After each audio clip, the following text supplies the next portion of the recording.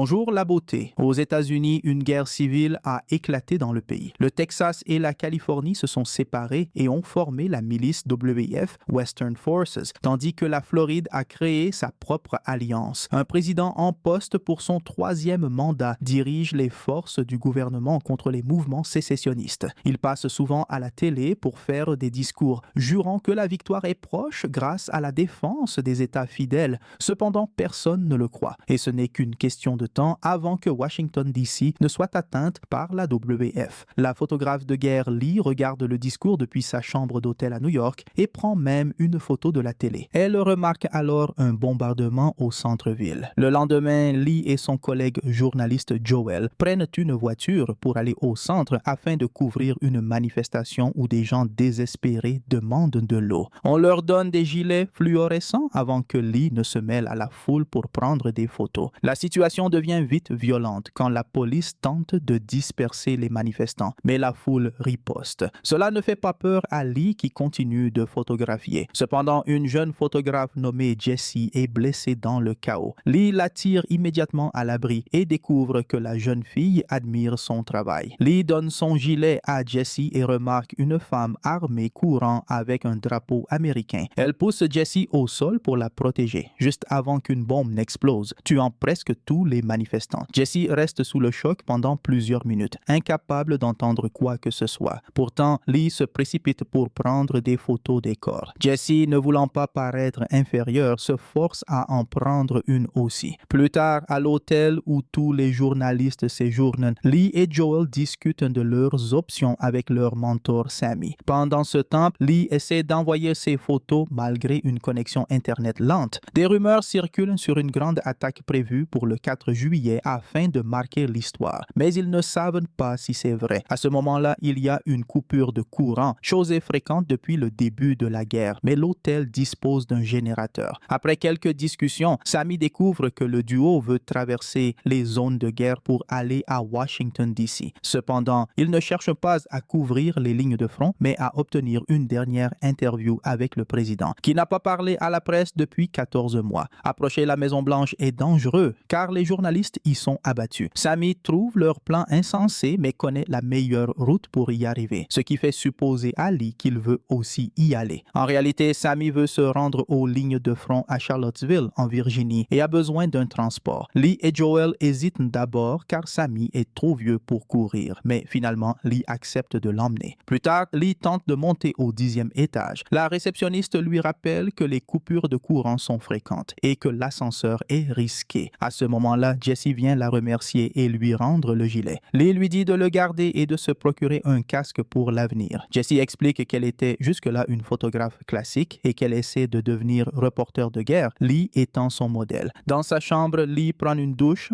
pour se détendre, mais était hantée par toutes les horreurs qu'elle a vues au fil des guerres couvertes. Morts, destruction et torture. Elle a tout photographié, souvent incapable d'aider les victimes. Le lendemain matin, le groupe se prépare à partir et Lee est choquée de voir Jessie dans la voiture. Elle se dispute avec Joel qui accuse Lee d'hypocrisie. Elle accepte Sammy qui ne peut pas courir et tous les journalistes ont commencé jeunes, elle y compris. À court d'arguments, Lee accepte de prendre Jessie, mais uniquement pour la déposer à Charlottesville avec Sammy. Le groupe part et, en quittant la ville, Sammy rappelle à Jessie de faire attention. Les routes sont pleines de voitures abandonnées ou cassées, alors ils doivent les contourner. À un poste de contrôle, des soldats vérifient les identités des journalistes avant de les laisser passer. Pendant le trajet, Sammy et Joel discutent des questions que Joel pourrait poser lors de l'interview, comme le démantèlement du FBI ou l'utilisation de frappes aériennes contre des citoyens américains. Ils finissent par trouver une station-service gardée par 3 hommes armés. Ils ont besoin d'essence, alors ils prennent le risque de s'arrêter. D'abord, les hommes refusent de partager, mais changent d'avis quand Lee propose de payer avec de l'argent canadien. Pendant qu'ils remplissent le réservoir, Jessie remarque quelque chose au loin et va voir, accompagné par l'un des hommes. Lee, inquiète, les suit. À son grand désarroi, Jessie découvre 2 hommes suspendus par les poignets, sévèrement torturés. L'homme armé explique qu'il s'agit de pillards et que son groupe débat depuis des jours sur ce qu'il faut en faire car ils sont toujours vivants. Il donne à Jessie le pouvoir de décider, mais elle est paralysée. Pour détourner son attention, Lee lui demande de poser avec les hommes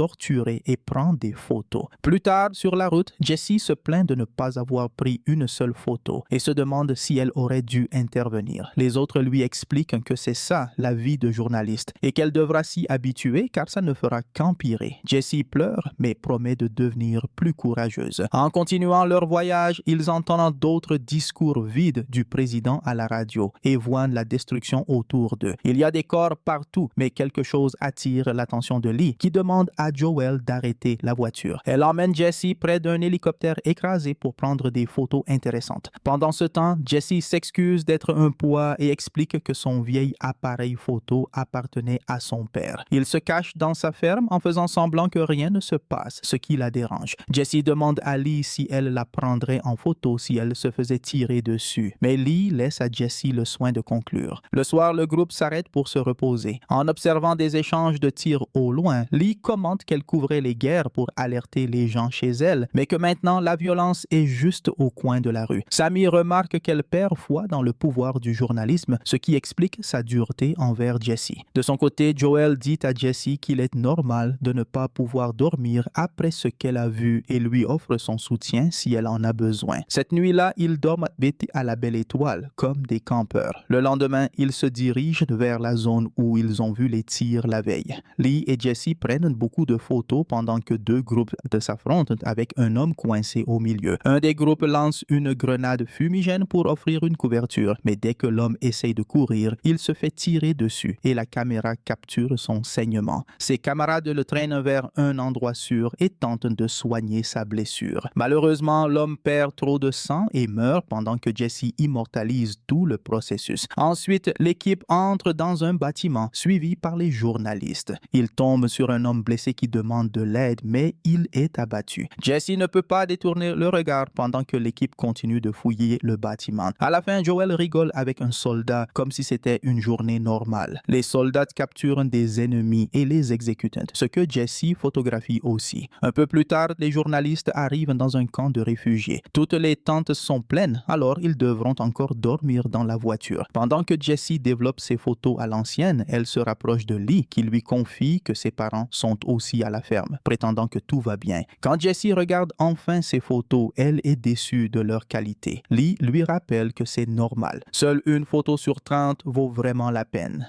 Jessie finit par trouver une excellente photo de l'homme mourant et Lee loue son travail. Cette nuit-là, le groupe parvient à se détendre avec d'autres réfugiés avant de retourner aux horreurs du matin. Le voyage continue alors que les journalistes observent la mort et la destruction sans fin sur les routes. Jessie prend plus de photos, incluant les visages de ses amis dans les images pour un plus grand impact. Finalement, ils arrivent dans une ville qui semble parfaitement normale, avec des gens dans les rues et la paix autour d'eux. Ils s'arrêtent dans un magasin de vêtements et demandent aux vendeurs ce qui se passe. Ils leur expliquent que la ville a décidé d'ignorer la guerre. Jessie convainc Lee d'essayer une robe, disant qu'être en guerre ne signifie pas qu'elle ne peut pas avoir des choses belles. Elle plaisante sur l'apparence de Lee et prend une photo de son sourire, car c'est la première fois qu'elle le voit. Puis Lee retourne vers Sammy, qui remarque des hommes armés sur les toits. Il ajoute aussi que cette vie ne leur conviendrait pas car elle est ennuyeuse. Un peu plus tard, le groupe trouve un cirque abandonné avec un homme mort au milieu de la route. Lee vérifie la zone avec le zoom de son appareil photo, mais elle ne voit personne. Joel décide de continuer, mais dès qu'ils franchissent l'arche d'entrée, la vitre de la voiture est touchée par un tir. En panique, Joel accélère et passe sur le corps avant de trouver un endroit sûr près d'un camion pour s'arrêter. Là, il trouve deux soldats camouflés qui attendent que le tireur dans la maison se révèle. Tandis que les journalistes se déplacent pour couvrir l'incident, le tireur leur tire dessus et manque sa cible. Jessie et Lee prennent des photos pendant que Joel tente d'interviewer les soldats pour savoir de quel côté ils sont, ainsi que celui du tireur. Cependant, les soldats n'appartiennent à aucun groupe. Ce sont juste deux gars qui essaient de tuer une personne qui veut les tuer en retour. Après un certain temps d'attente, les soldats finissent par abattre le tireur et le groupe peut quitter la zone en sécurité. Un peu plus tard, les journalistes remarquent qu'une voiture accélère pour les rattraper. Craignant le pire, Lee ralentit ralentit pour les laisser passer. Cependant, la voiture s'arrête à côté d'eux et un gars crie, leur donnant un grand frisson. Heureusement, ce n'est qu'une blague et ces gars sont Tony et Bohai, des journalistes et amis de Joel. Il se trouve que pendant la nuit à l'hôtel, Joel s'est ivre et a dit à Tony où ils allaient. Tony révèle aussi que Joel a flirté avec Jesse.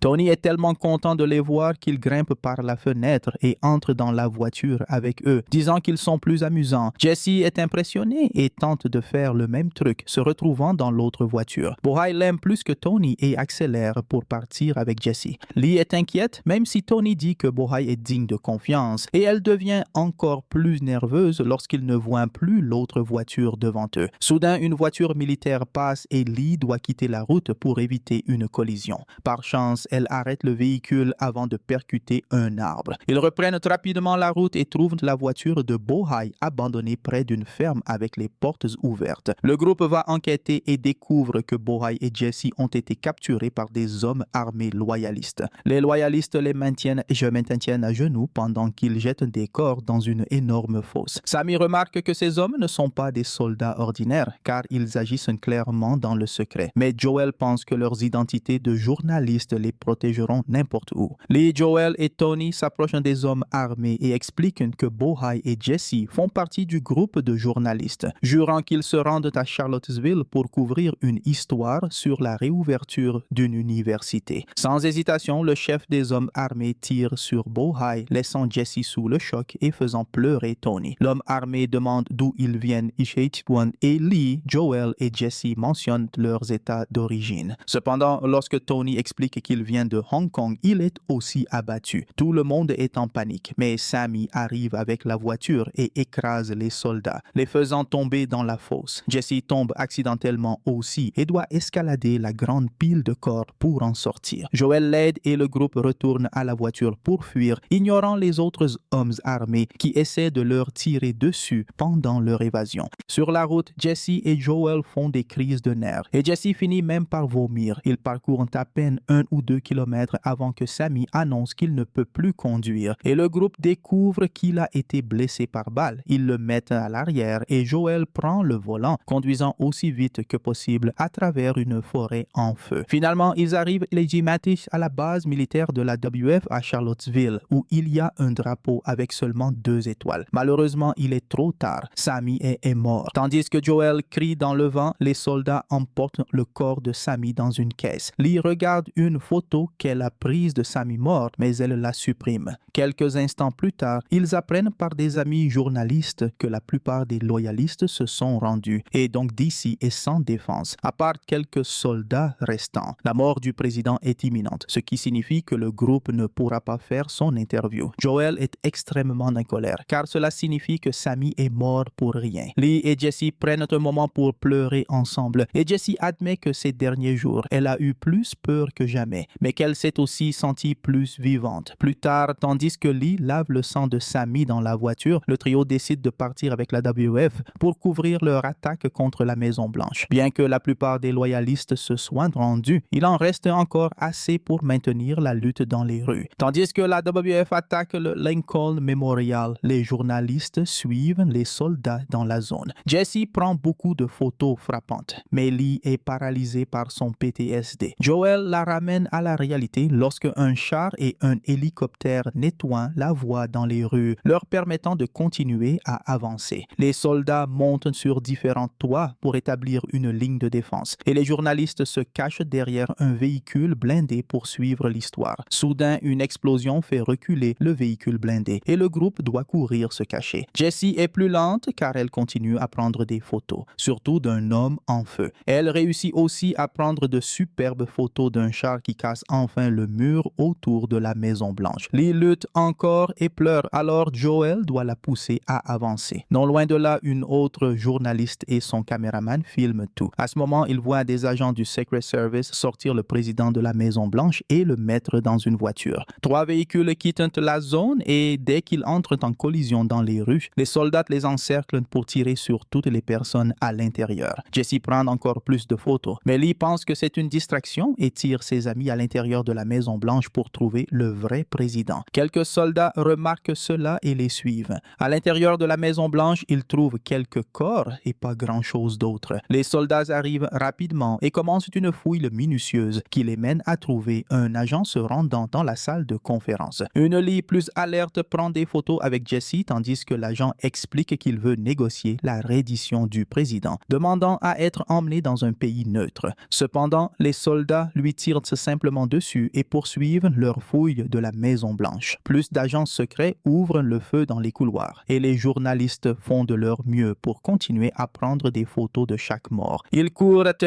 à travers plusieurs pièces tuant des loyalistes un par un sans pitié. Lorsqu'ils arrivent dans une zone à l'arrière, Jesse prend le risque de rester au milieu du couloir pour une photo et Lee se jette devant elle parce que l'ennemi est sur le point d'ouvrir le feu. Jesse tombe au sol et n'hésite pas à prendre des photos de Lee en train d'être tué juste devant elle. Ensuite, Jesse reste en état de choc pendant quelques secondes jusqu'à ce que Joel lui demande de venir avec lui dans le bureau ovale. Les soldats ont encerclé le président, mais avant qu'ils ne tirent, Joel leur demande d'attendre car il a besoin d'une citation. Le président dit « Ne les laissez pas me tuer » et Joel décide que cela suffit. Puis finalement, les soldats tirent sur le président, mettant fin à la guerre. La dernière photo de Jesse montre les soldats posant à côté du corps comme si c'était une photo de chasse. En terminant ainsi Civil War, un film d'action et de guerre de 2024, et je vous attends dans la prochaine vidéo.